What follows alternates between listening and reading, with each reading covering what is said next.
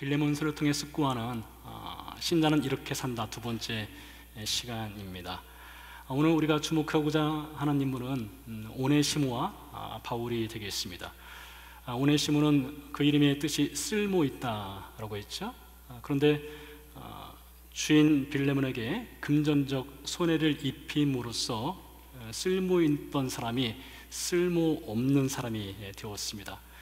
당시 시대적 상황을 고려한다면 이렇게 종이 주인에게 금전적 손해를 끼쳤을 때에 당하게 될 형벌, 심지어 죽음까지 이를 수 있는 상황에 빠지게 되죠.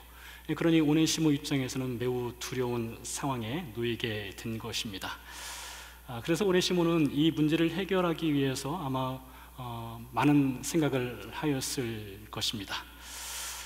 근데 그 당시 이 로마 시대 당시에 이 주인과 종 사이에 어떤 문제가 발생했을 때에 그 문제를 해결할 수 있는 제도적 장치가 하나 있었습니다. 그것은 주인의 친구를 찾아가서 도움을 요청하는 것입니다. 그러니 주인의 친구가 중재자 역할을 해주는 것이죠. 그것을 가리켜서 아미쿠스 도미니라고 부릅니다. 아미쿠스는 중재 혹은 친구 이런 뜻이 있고요. 그리고 도미니 이것은 주인 이런 뜻이 있습니다. 그러니까 중재 역할을 하는 친구가 되겠죠. 근데 이 아미쿠스 도미니를 찾아가서 도움을 요청할 수는 있었으나 그것이 실제적으로 현실적으로 어떻게 그것이 작동을 했는지는 정확하게 알 수 없습니다. 심지어 뿐만 아니라 이 오네시모 같은 경우는 이게 다른 문제가 아니라 금전적인 문제입니다. 주인에게 금전적인 손해를 끼쳤고 그 돈 문제를 해결하는 건 더 복잡하죠.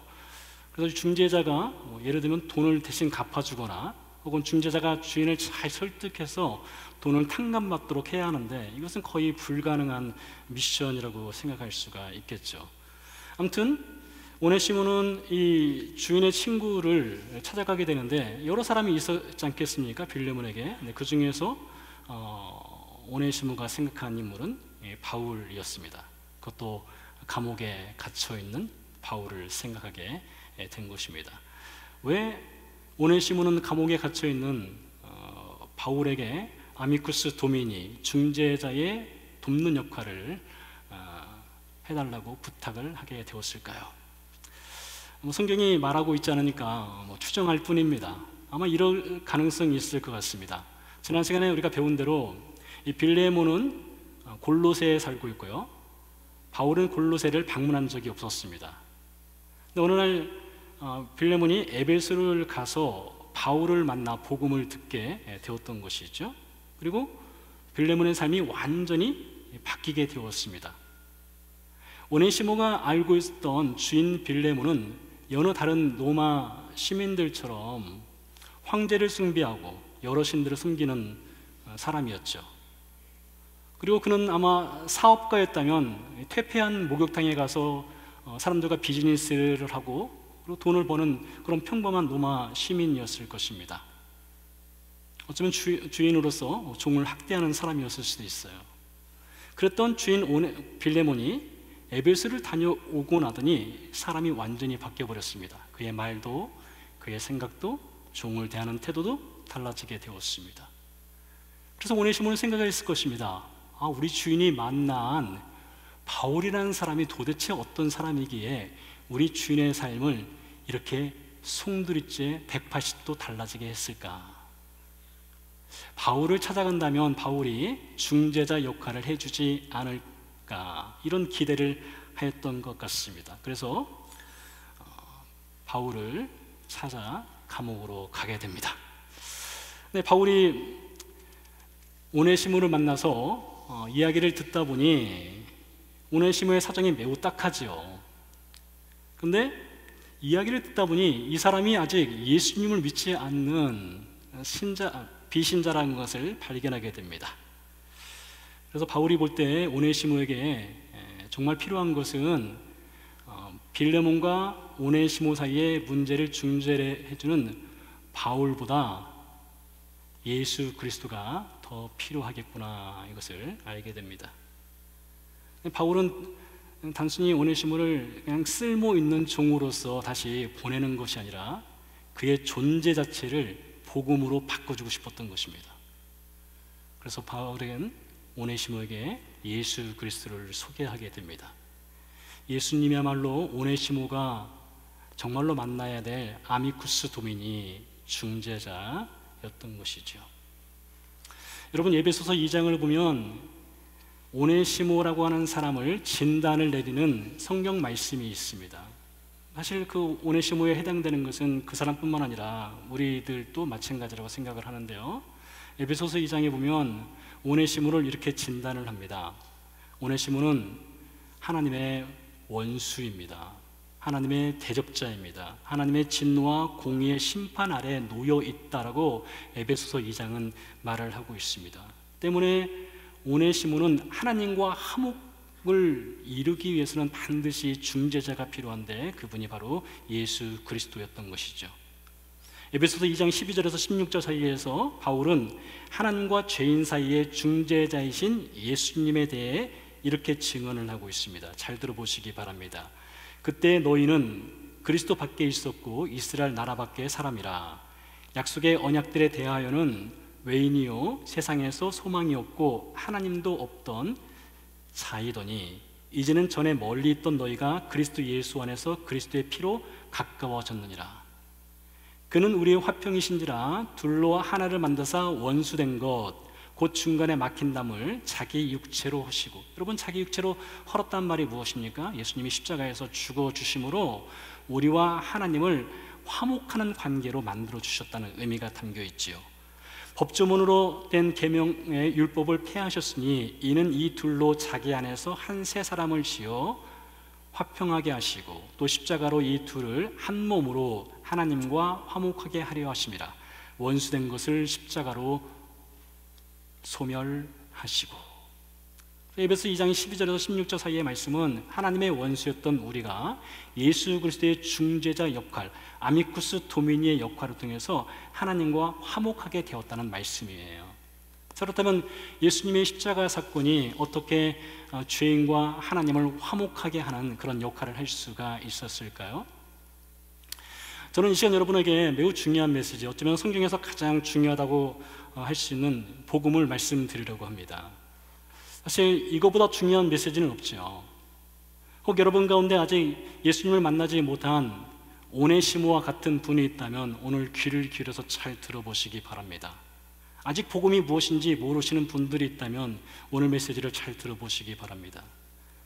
여러분, 성경은 인간을 쓸모있다 쓸모없다, 인간의 실력이 있다 실력이 없다, 인간이 능력이 있다 능력이 없다, 이것을 가지고 인간의 존재의 가치를 말하지 않습니다.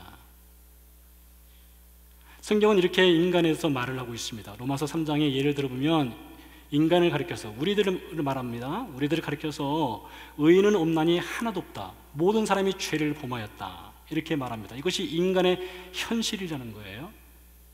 그런데 이러한 인간의 현실을 말하고 나서 요한복음 3장 16절에 가니까 하나님이 위대한 메시지를 선포하셨습니다. 그 메시지는 무엇입니까? 하나님이 세상을 이처럼 사랑하사입니다. 의인은 없나니 하나도 없다, 모든 사람이 죄를 범하였는데 하나님은 그 인간을 사랑하기로 작정하셨다. 여러분, 이것이 우리에게 들려준 성경의 복음 메시지입니다. 하나님은 죄인 그 자체, 그 존재 자체를 사랑하기로 결정하셨다는 거예요. 그가 쓸모있든지 쓸모가 없든지, 그가 실력이 있든지 실력이 없든지 그와 상관하지 않고 그 존재, 그 그 자체를 사랑하기로 하셨다, 이 말씀이시죠. 여러분, 성경에 의하면 죄의 값은 사망이라고 했습니다. 성경의 선언대로 인간은 죄를 짓고 사망의 감옥에 갇혀 있는 것과 같은 거예요. 사망의 감옥에 갇혀 있다는 말은 하나님과 인간이 완전히 단절되어 있는 상태를 뜻하기도 합니다. 사망의 감옥에 갇혀 있습니다. 그래서 죄인은 하나님의 진노 아래 놓여 있고 사망의 감옥에 갇혀 있고 이런 상태에 있어요. 근데 그 감옥에서 인간 스스로 빠져나올 수 있는 방법이 없습니다. 어떤 사람들은 종교를 통해서 빠져나오려고 하죠. 근데 빠져나올 수가 없어요. 어떤 사람들은 지식을 통해서, 노력을 통해서, 능력을 통해서, 어떤 과학이나 의학을 통해서, 도덕을 통해서 하나님의 진노에서 빠져나오려고 하죠. 그런데 빠져나올 수가 없습니다. 그래서 하나님께서 중재자를 보내주신 거예요. 아미쿠스 도미니를 보내주신 것입니다. 그분이 바로 예수 그리스도입니다. 중재자 되시는 예수님이 하나님으로부터 보냄을 받아서 세상에 오셨어요. 그리고 그분이 우리 죄를 대신해서 하나님의 진노를 대신 받으셨어요. 온몸으로 받으셨습니다. 그리고 예수님의 생명값을 내어놓으셨어요. 죄의 값을 치러주셨습니다. 예수님의 대신 죽는 그 죽음을 통해서 예수님이 영원한 생명을 이미 죽어있던 죄인에게 전가시켜 주셨어요. 그래서 사망에 죽어있던 우리가 예수님의 생명을 받아서 새로운 호흡을 하는 존재가 된 것입니다.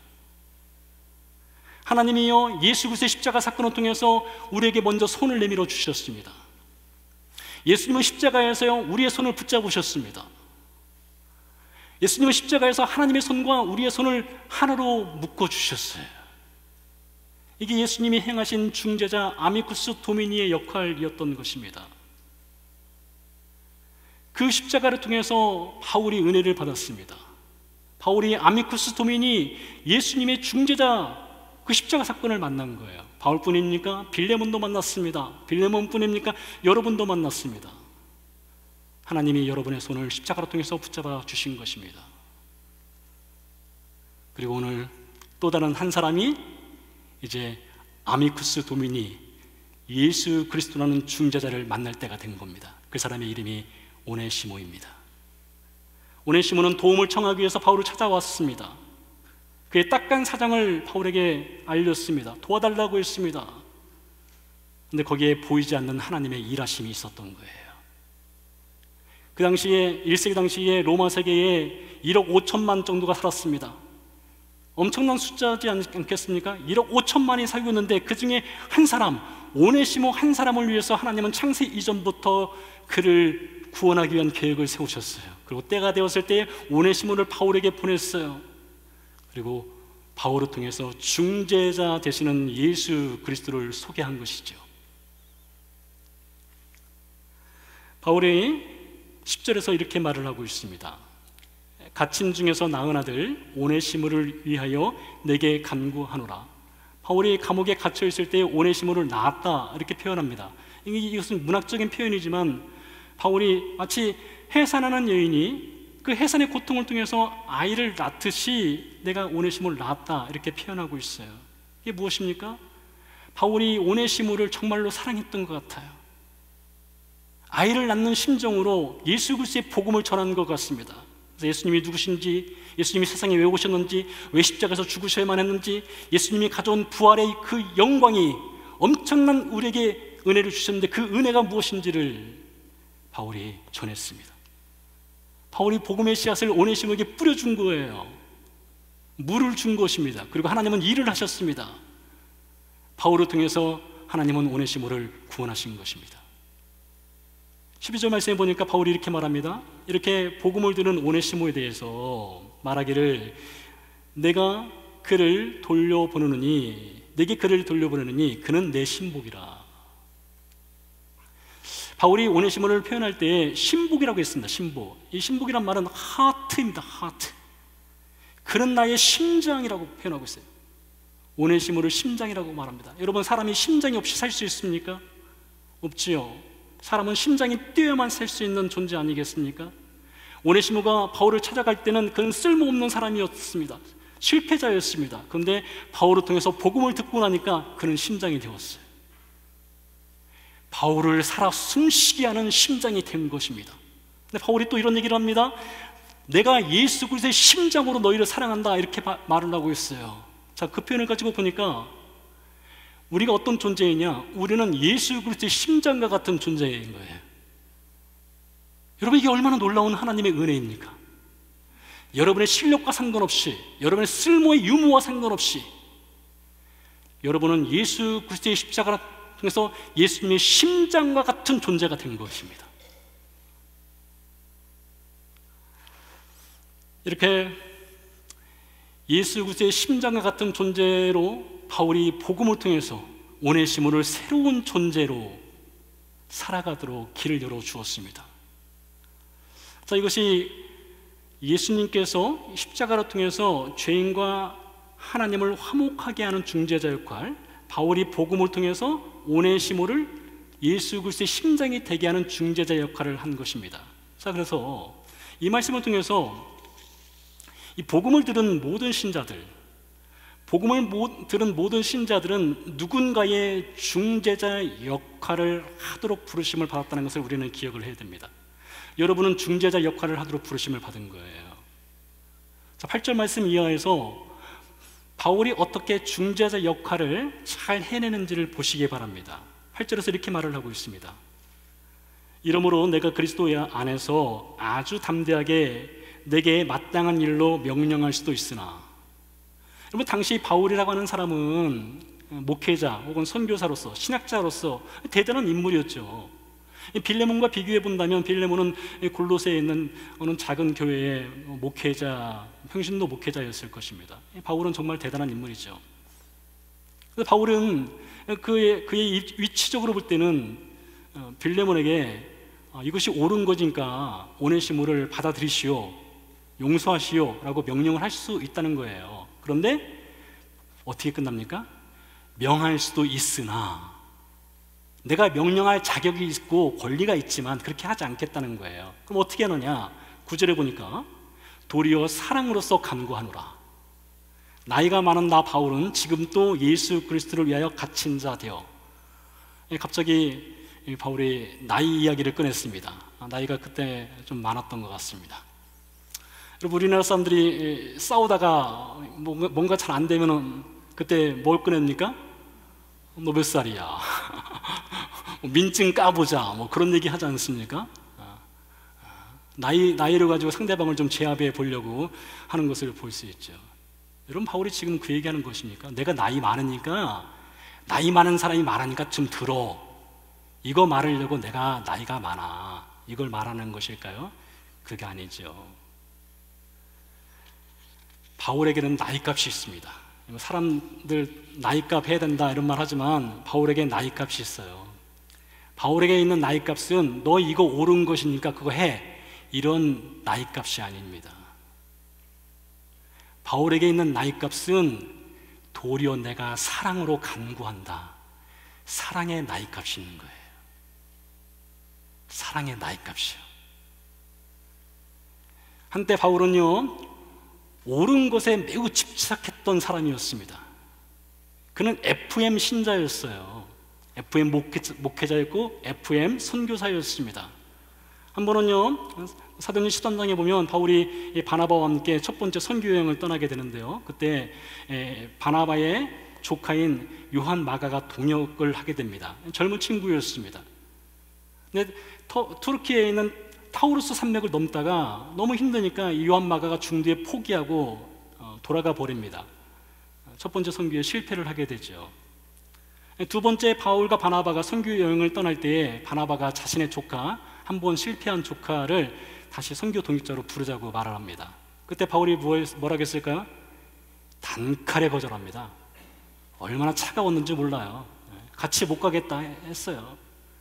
그뿐만이 아니죠. 그걸 인해서 바나바와 바울이 심하게 다툽니다. 목사가 싸웠어요. 목사끼리요. 바울은 옳고 그름이 분명했습니다. 흑백이 분명했어요. 자기가 볼 때 옳다 하는 것은 절대 양보하지 않았던 인물이었습니다. 옳은 것만 선택했던 사람이었습니다. 양보하지 않는 신자였고 목회자였습니다. 그런데요, 나이가 들어가면서 바울이 달라졌어요. 옳은 것을 포기한 것이 아닙니다. 옳은 것에다가 사랑을 덧입혔어요.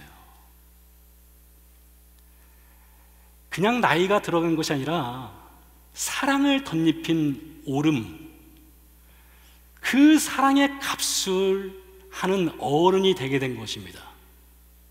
그래서 나이 많은 바울은 사랑으로 간구한다, 이런 신자가 된 거예요. 또 목회자가 된 것입니다. 14절 말씀에 보니까 또 이어서 이렇게 말합니다.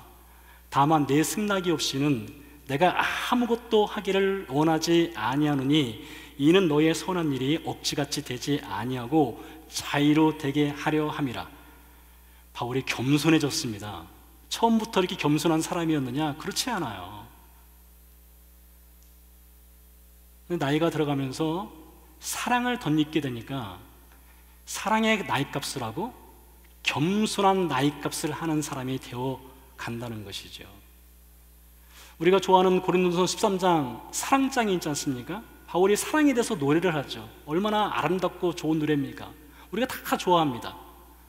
근데 바울이 이 사랑에 대해서 얘기할 때 그 앞에 이렇게 말하죠. 아무리 믿음이 있었고 아무리 지식이 있고 아무리 능력이 있어도 사랑이 없으면 울리는 꽹과리야, 이렇게 말하지 않습니까? 그것을 바울이 나이 들어서 실천하는 거예요. 그래서 여러분 기억하십시오. 우리는 누군가를 돕는 중재자 역할을 하도록 부르심을 받았는데 이렇게 하라 저렇게 하라 그런 명령하는 사람들이 아닙니다. 우리는 사랑의 나이값을 하는 사람으로 부르심을 받은 거예요.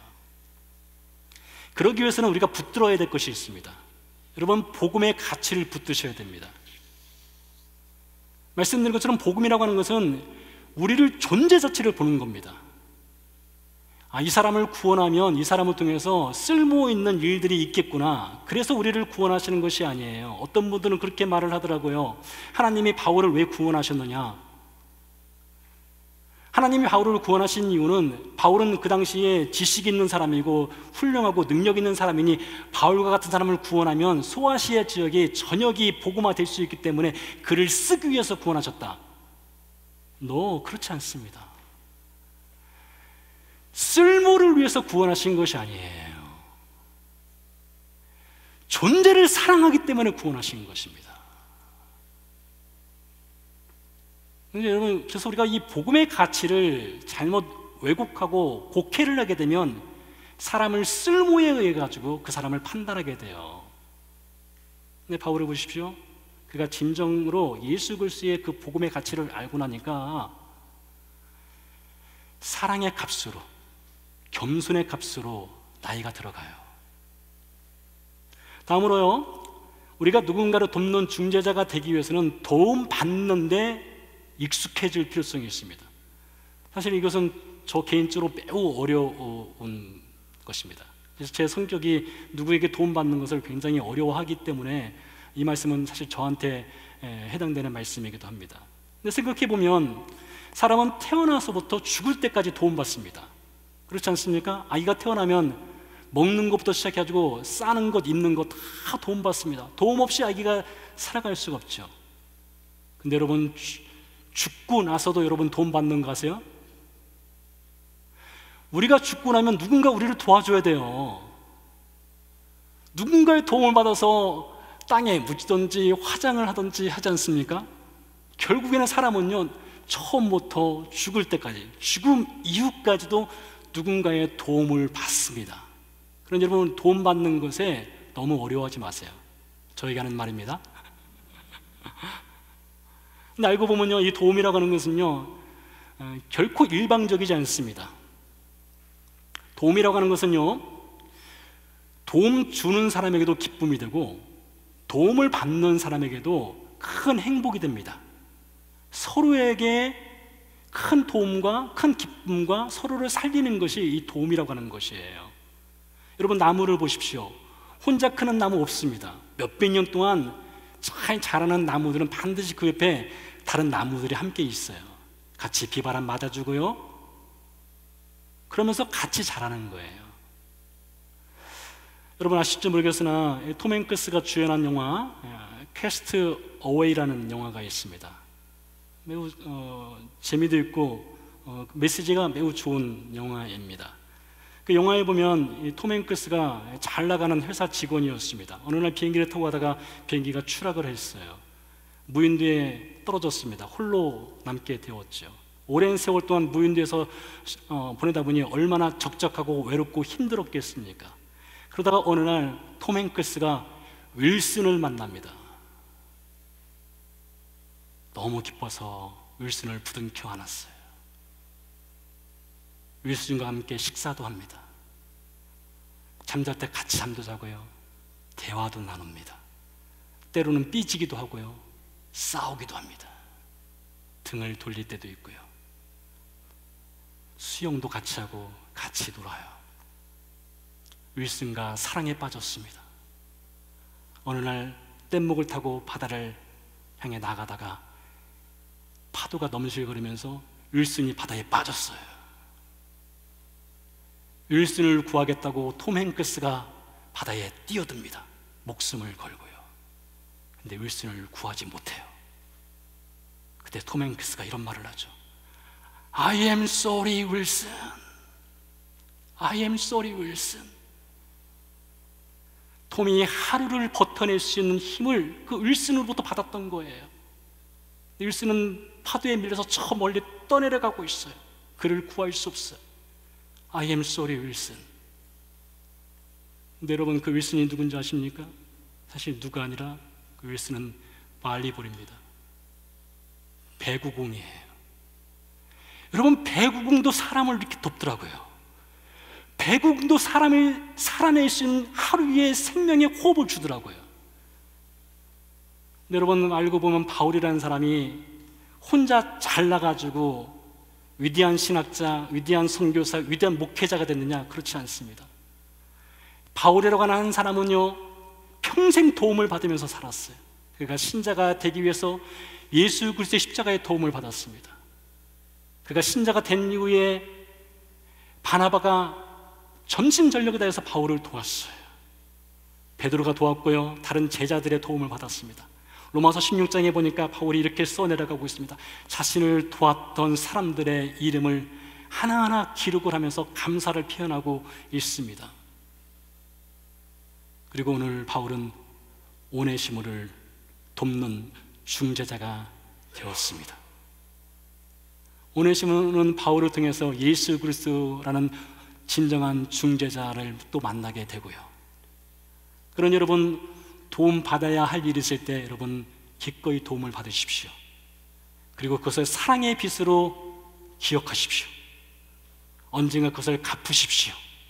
그래서 도움이라는 혈관이 잘 돌아가도록, 순환되도록 하셔야 하는 것입니다. 이렇게 오네시모가요, 바울을 통해서 예수 그리스도라는 중재자를 만나게 되었을 때에 골로새서 4장 9절 말씀에 보니까 바울이 오네시모에 대해서 이렇게 써 내려가고 있습니다. 오네시모는요, 신실하고 사랑을 받는 이 형제, 신실하고 사랑을 받는 형제. 여러분, 복음이 얼마나 놀랐습니까? 쓸모없는 존재라고 여겨졌던 오네시모가 바울을 통해서 예수 그리스도 아미쿠스 도미니 중재자를 만났을 때 그가 신실하고 사랑을 받는 존재, 그런 형제가 되었다라고 골로새서에서 말을 하고 있습니다. 그런 여러분, 우리는 그런 존재입니다. 그런 존재로 여러분 사랑값을 하십시오. 그런 존재로 여러분 도우십시오. 도움을 받으십시오. 그리고 그것이 잘 순환될 수 있도록 아미쿠스 도미니로 오네시모를 찾으십시오. 함께 기도하고 찬양 드리도록 하겠습니다.